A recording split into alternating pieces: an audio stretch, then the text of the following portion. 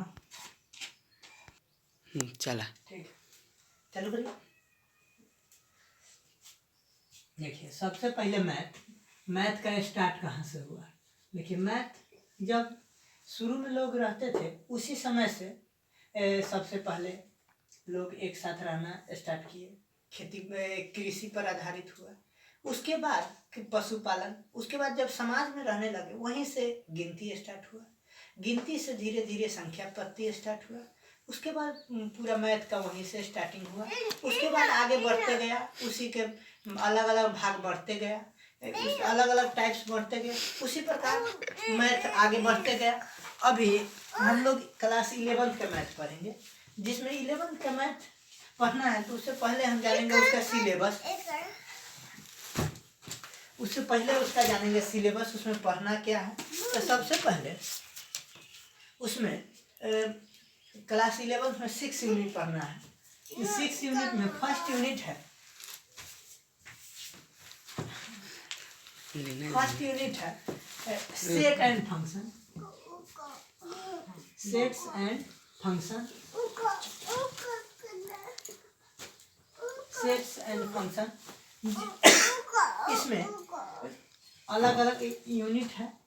इस यूनिट में first chapter में पढ़ना है सेट्स, सेकेंड में पढ़ना है रिलेशन, थर्ड में पढ़ना है फंक्शंस, इसमें रिलेशन एंड फंक्शंस,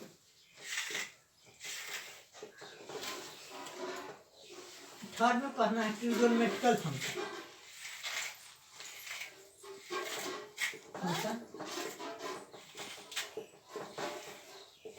जो 29 मार्क्स का है सिलेबस में। यूनिट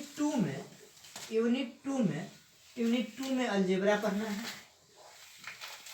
अलजेब्रा जो 37 मार्क्स का पढ़ना है। इसमें फर्स्ट चैप्टर है प्रिंसिपल ऑफ मैथमेटिकल इंडक्शन,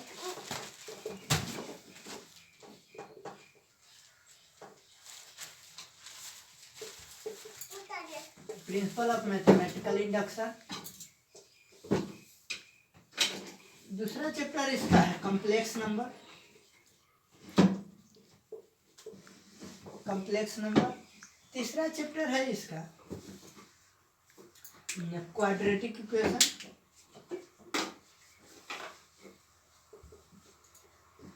चौथा चैप्टर है लीनियर इनइक्वालिटी, लीनियर इनइक्वालिटी। उसके आगे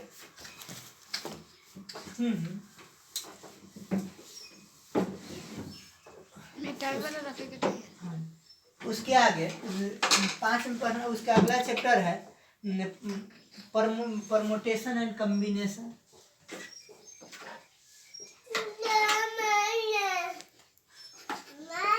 कॉम्बिनेशन। 6 में है बाइनोमियल थ्योरम,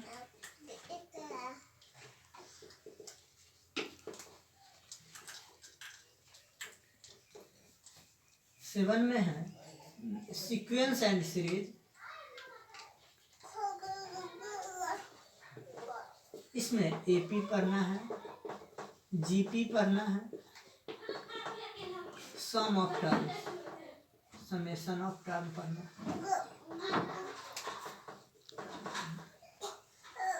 फिर वाइपर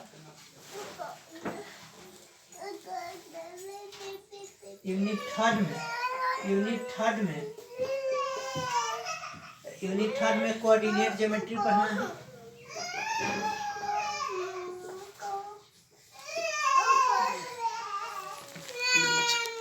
कोऑर्डिनेट ज्योमेट्री पढ़ना है। कोऑर्डिनेट ज्योमेट्री 30 मार्क्स का पढ़ना है। इसमें फर्स्ट चैप्टर है स्ट्रेट लाइन, स्ट्रेट लाइन। दूसरा है conic section, conic section.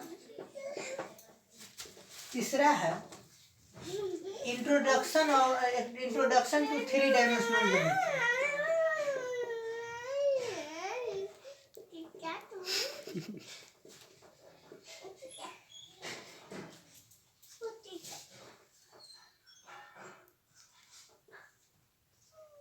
Geometry. उसके बाद यूनिट 4 में कैलकुलस पढ़ना है। कैलकुलस पढ़ना है जो 6 मार्क्स का पढ़ना है। इसमें लिमिट पढ़ना है एंड डेरिवेटिव्स पढ़ना है। डेरिवेटिव्स पढ़ना है।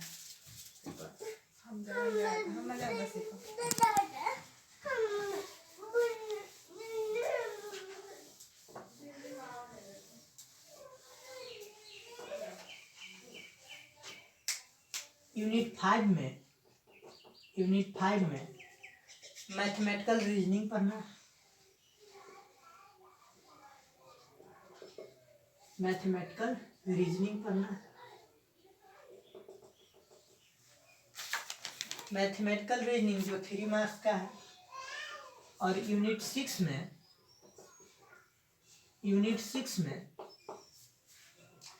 स्टैटिक्स एंड प्रोबेबिलिटी पढ़ना है।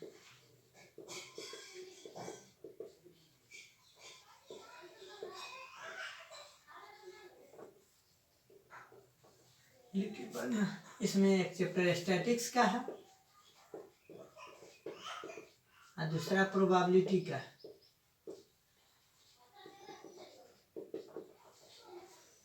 अब सबसे पहले यूनिट 1 का first chapter set theory start करते हैं।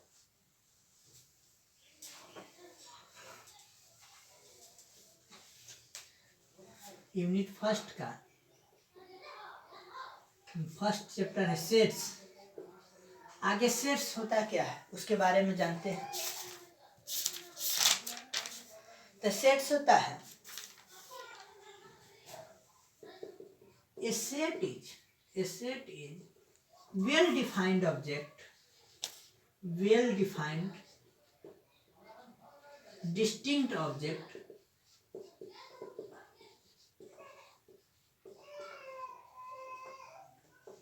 is called sets। इसका मतलब हुआ कोई भी वेल डिफाइंड और डिस्टिंक्ट ऑब्जेक्ट होगा तो हम उसको सेट बोलेंगे। तो सब एग्जाम्पल में देखते हैं और इसको हम कर्ली ब्रैकेट से डिनोट करते हैं। कर्ली ब्रैकेट से डिनोट करते हैं। जैसे कोई एलिमेंट है A B C D E, इसको सबको हम कॉमा से दिखा देते हैं। कॉमा से जोड़ दिए तब इसको हम कहेंगे कि सेट है। ये सेट है तो किसी भी सेट को हम कैपिटल लेटर से, इंग्लिश में हो चाहे हिंदी में हो चाहे किसी भी लैंग्वेज के कैपिटल लेटर से हम सेट को दिखाते हैं। अब सेट का हम कुछ एग्जांपल देखते हैं।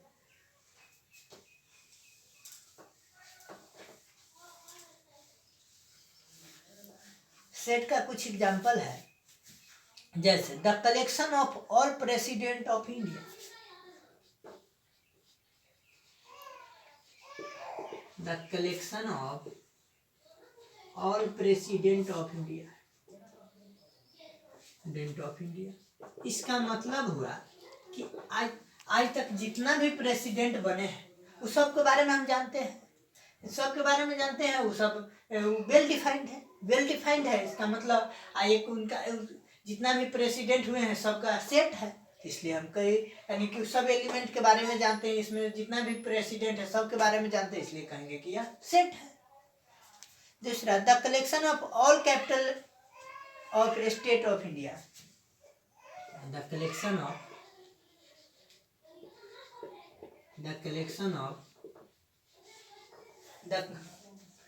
Collection of all capital of state of India. India के जितना भी स्टेट है उसके कैपिटल के बारे में हम जानते हैं, इसलिए कहेंगे कि यह भी एक सेट है।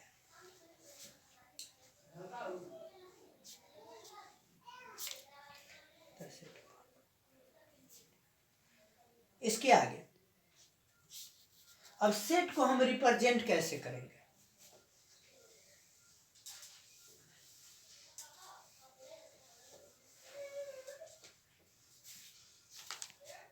तो सेट को हम 3 तरीका से डिनोट करते हैं, रिप्रेजेंट करते हैं। पहला टेबुलर फॉर्म,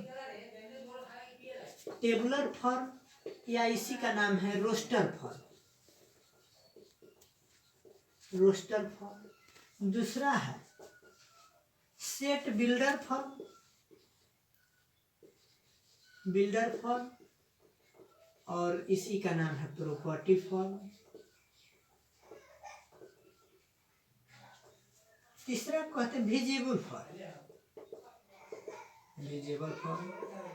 अब सबसे पहले टेबुलर फॉर्म या रोस्टर फॉर्म क्या होता है? तो टेबुलर फॉर्म एक टेबल के रूप में लिख दिए, जैसे A B C D E, आज सबको कॉमा से जोड़ दिए, कोई सेट है, ये टेबल के रूप में लिखा गया, इसको कहेंगे कि यह टेबुलर फॉर्म है। जैसे पापा, मम्मी, सन, डॉटर, इस सब के बारे में जानते हैं। ये भी एक सेट है, बी, ये भी एक सेट है। उसी प्रकार जैसे मान लिया जाए 1, -1, 3, पापा, रघु, इस सब के बारे में जानते हैं, सब वेल डिफाइंड है, इसलिए ये भी एक सेट है। इसके आगे सेट बिल्डर फॉर्म हो गया। अब हमको पढ़ना है नहीं, टेबुलर फॉर्म या रोस्टर फॉर्म हो गया। उसके आगे हम देखते हैं दूसरा है सेट बिल्डर फॉर्म।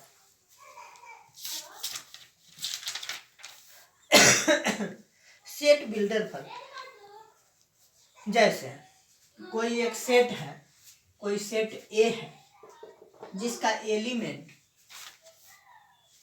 एलिमेंट है 1 2 3 4 5, 1 2 3 4 5 है। इसको हमको सेट बिल्डर फॉर्म में लिखना है। तो सेट बिल्डर फॉर्म में लिखेंगे, सेट बिल्डर फॉर्म में लिखेंगे एक सेट ए है, एक सेट ए है, इस प्रकार है कि x such that x belongs to natural number, natural number में x नेचुरल नंबर में है, एंड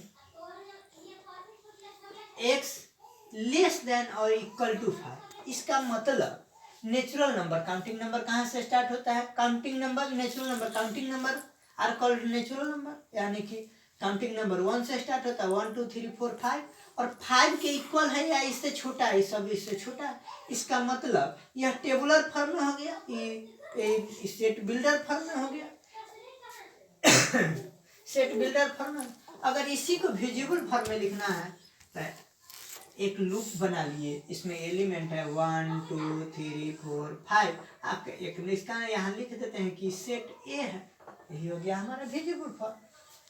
एक और एग्जांपल देखते हैं सेट बिल्डर फॉर्म का, जैसे the set of be even natural number can be described. हाँ देखिए, जैसे एक कोई नेचुरल नंबर है जो इवन नेचुरल नंबर है, इवन नेचुरल नंबर है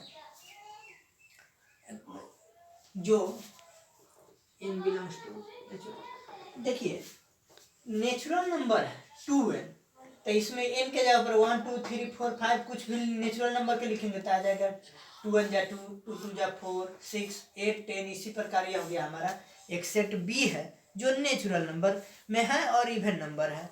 इसको हम इस प्रकार सेट बिल्डर फॉर्म में लिखेंगे।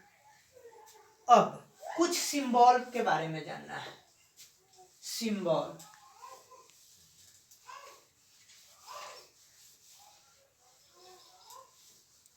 इसमें कुछ सिंबल है, सिंबल के बारे में पढ़ना है। जैसे इसको कहते हैं एप्सिलॉन।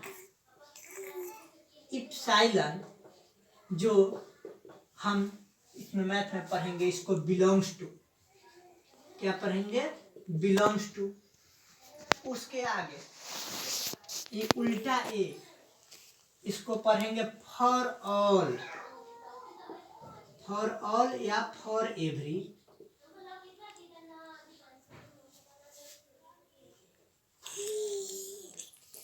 उल्टा ई लिख रहे हैं, इसको कहेंगे देयर एग्जिस्ट।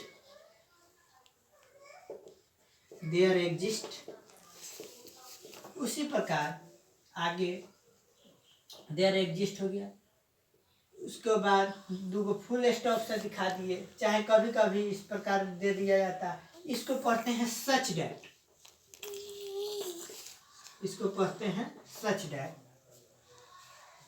यही सब इस चैप्टर में पढ़ना है। अब उसके आगे सेट के कुछ टाइप्स, उसके बारे में जानते हैं।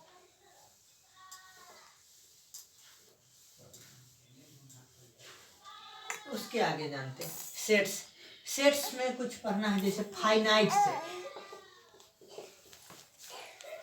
सेट्स नामे से स्पष्ट हो रहा है, फाइनाइट है। इससे पहले एक और जान लेते हैं, कार्डिनल नंबर ऑफ सेट क्या होता है। कार्डिनल नंबर ऑफ सेट, इसी को कहेंगे number of element of set. Number of element of set.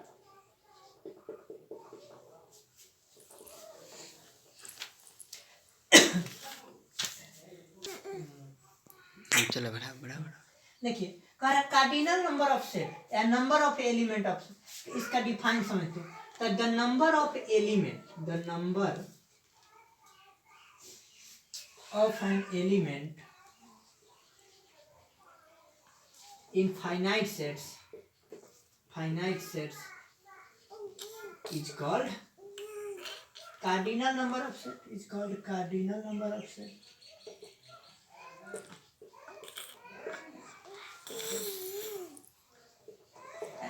कहेंगे कि the number of an element in finite sets, यानी कि कोई फाइनाइट सेट्स है, उसमें कितना नंबर ऑफ एलिमेंट है, जितना एलिमेंट है वो हमारा कार्डिनल नंबर होता है। जैसे कोई सेट ए है, इसमें एलिमेंट है A B C D e F,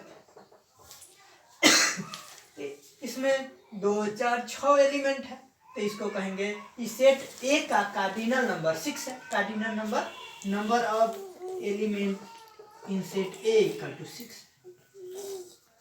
इसके आगे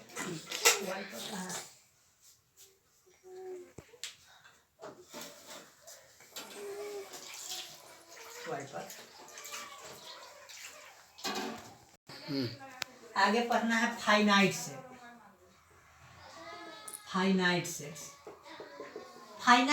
क्या होता है, नाम से ही स्पष्ट, फाइनाइट जिसको हम काउंट कर सकते हैं। यानी ये set having finite number of element, number of an element is called finite set। यानी कि जिसका नंबर ऑफ एलिमेंट को हम काउंट कर सकते हैं वह फाइनाइट सेट हुआ।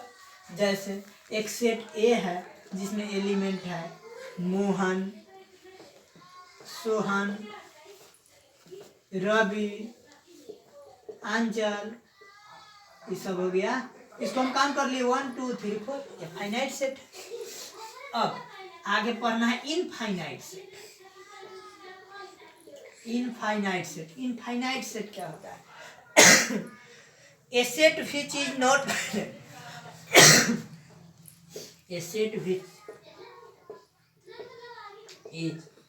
फाइनाइट, जिसको हम काउंट नहीं कर सकते, not finite is called infinite set. यानी a set which is not finite, जिसको हम काउंट नहीं कर सकते हैं, वह सेट इनफाइनाइट सेट हुआ। जैसे एक एग्जांपल देखते हैं, let Z be integer number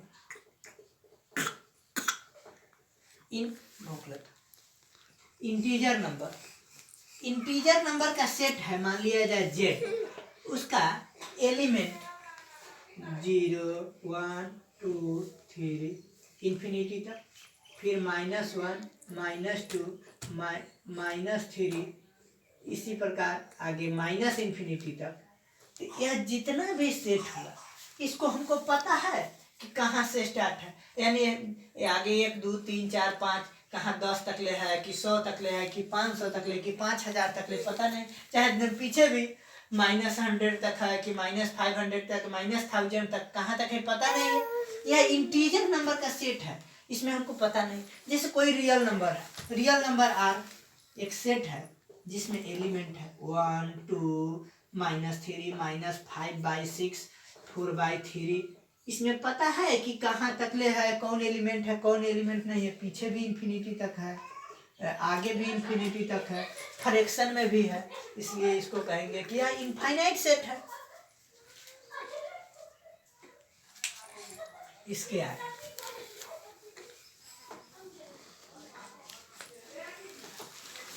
आगे एक हाथ रख दिया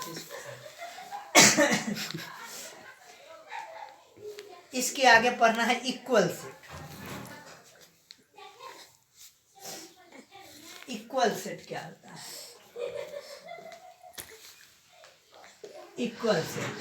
इक्वल सेट होता है two set A and B, two set A and B, two set A and B are said to be equal, are said to be equal, are said to be equal if each element of A, if each element of A, if each element of A is an element of B, is an element of B, and is an element of हो गया, and each element of B, each element of B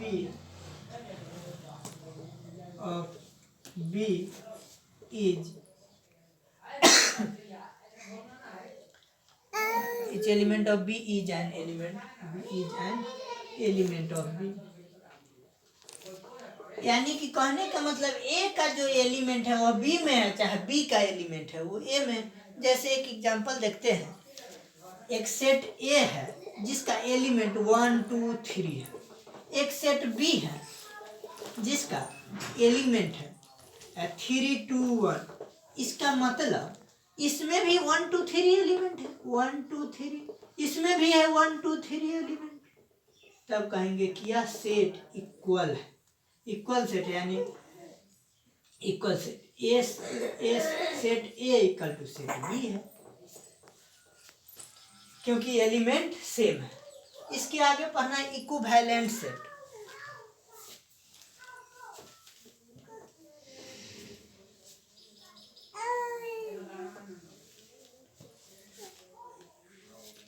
उसके आगे पढ़ना है equivalent set.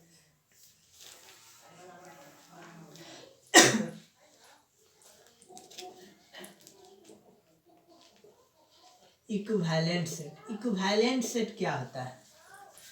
To finite set A and B,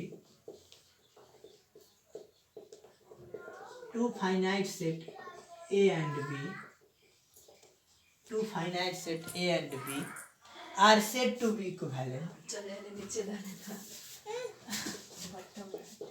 to be equivalent, said to be equivalent if they have the same cardinal number.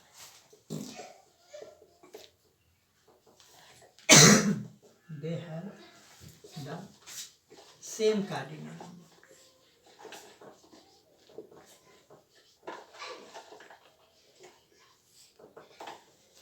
यानी कि कहने का मतलब two finite set A and B, दो फाइनाइट सेट ए और B है, तब कहेंगे कि इक्विवेलेंट सेट है कब, if they have the same cardinal number of element, same cardinal number, जब दोनों सेट का कार्डिनल नंबर इक्वल है तब कहेंगे कि यह इक्विवेलेंट सेट है। जैसे एक सेट ए है जिसका एलिमेंट 1 2 3 4 5 है, एक सेट बी है जिसका element A B C D E है। अब देखिए नंबर ऑफ एलिमेंट यानी कार्डिनल नंबर इसका और इसका दोनों का सेम है, यानी n A equal to n B, यानी कि नंबर ऑफ एलिमेंट इसमें भी 5 है इसमें भी 5 है, तब हम कहेंगे कि यह दोनों इक्विवेलेंट सेट है। इक्विवेलेंट सेट जब दोनों को कहेंगे क्योंकि दोनों का एलिमेंट बराबर, इसका मतलब यह स्पष्ट होता है कि इक्वल सेट भी इक्विवेलेंट सेट हो सकता है, लेकिन इक्विवेलेंट सेट इक्वल सेट हो भी सकता है, नो भी हो सकता है। इसके आगे पढ़ना है कुछ और सेट्स के बारे में। उसके आगे पढ़ना है काउंटिंग के आधार पर। पहले पढ़ते हैं नल सेट्स। नल सेट्स, इसी को दूसरा नाम है इम्प्टी सेट, इम्प्टी सेट, या इसी का तीसरा नाम है वॉइड सेट। वॉइड सेट ये होता क्या है इसके बारे में जानते हैं। A set having no element, a set having no element, a set having no element is called empty set। यानी कि कहने का मतलब वैसा सेट जिसमें एलिमेंट नहीं है, जैसे एक सेट ए है और इसमें एलिमेंट नहीं है, कोई नहीं है, एक भी एलिमेंट नहीं है, इसको एम्प्टी सेट कहेंगे, वॉइड सेट कहेंगे या नल सेट कहेंगे, या इसी को दूसरे में हम इसको फाई पढ़ते हैं, इस प्रकार भी दिखाते हैं। तो यानी कि नल सेट है या इम्प्टी सेट है, इम्प्टी सेट को कार्डिनल नंबर से दिखाते हैं जिसमें कोई एलिमेंट नहीं होगा, अथवा फाई से दिखाते हैं। इसके बाद इसका एक एग्जांपल देखते हैं। द सेट कह रहा है the set of even number, the set of even number is not divisible by 2। ऐसा कोई सेट ए है जो इवन नंबर होगा लेकिन वह 2 से डिविजिबल नहीं होना चाहिए।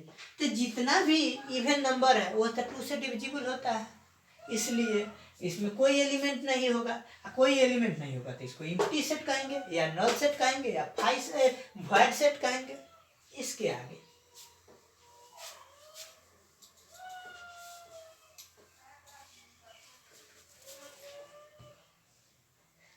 इसके आगे पढ़ना है सिंगलटन सेट। सिंगलटन सेट क्या होता है? सिंगलटन सेट होता है a set having single element, a set having single element is called singleton set. Singleton set यानी कहने का मतलब ऐसा सेट जिसमें सिंगल एलिमेंट, जैसे कोई एक सेट ए है जिसमें एलिमेंट एक के गो है ए, चाहे बी कोई एक सेट है बी जिसमें एक ही एलिमेंट है उसके पापा, यानी कि एक ही सेट है उसके पापा, यानी उसके एलिमेंट उसके सिर्फ पापा। कोई एक सेट है जिसका एक सेट सी है जिसका एलिमेंट उसका सिर्फ सन है। एक सेट है डी जिसका एक ही एलिमेंट है जिसका नाम है रघु। यह हो गया हमारा सिंगलटन सेट। इसके आगे पेयर सेट, दिखाई दे रहा है, लिखल दिखाई दे रहा है, ऊपर का खाली दिखाई दे छे, एगो रोशनी उड़िया मारे छे बिचला। रुका इसके आगे पढ़ना है पेयर सेट। पेयर सेट क्या होता है? देखिए, पेयर सेट कहने का मतलब पेयर के रूप में हो। A set having two element, a set having two element is called pair set. Pair set जैसे एक सेट ए है जिसमें एलिमेंट है ए बी, एक सेट बी है जिसमें फादर मदर है, ये सेट। एक सेट सी है जिसमें रघु है और रोहित है। इसी प्रकार जिस वैसा ये सेट जिसमें दो एलिमेंट हो इसको पेयर सेट कहते हैं। इसके आगे पढ़ना है set of sets.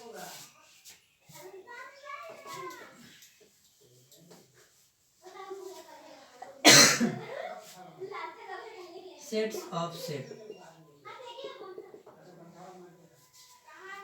Set of sets क्या होता है? से देखिए, सेट ऑफ सेट्स कहता है a set S having all its element. देखिए, a set S having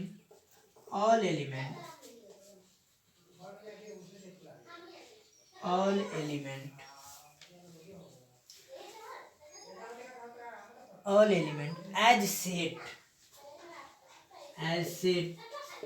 is called sets of set। sets of sets इसका मतलब कि जितना भी एलिमेंट है वह एक सेट होना चाहिए। जैसे एक सेट ए है जिसमें एलिमेंट है ए बी सी, एक सेट बी है जिसमें एलिमेंट है सी डी, चाहे मान ई एफ जी, चाहे एक एलिमेंट है एक सेट सी है जिसका एलिमेंट है मोहन, सोहन, रवि। तब हम कहेंगे एक सेट एस है जिसका एलिमेंट ए है, बी है, सी है और ये सब एक सेट है। ए भी एक सेट है, बी भी एक सेट है, सी भी सेट है। ए बी सी एक एलिमेंट जो सेट है वह एलिमेंट के रूप में आता है, वो भी एक सेट है। तब कहेंगे कि यह सेट ऑफ सेट्स है। अब ये हो गया।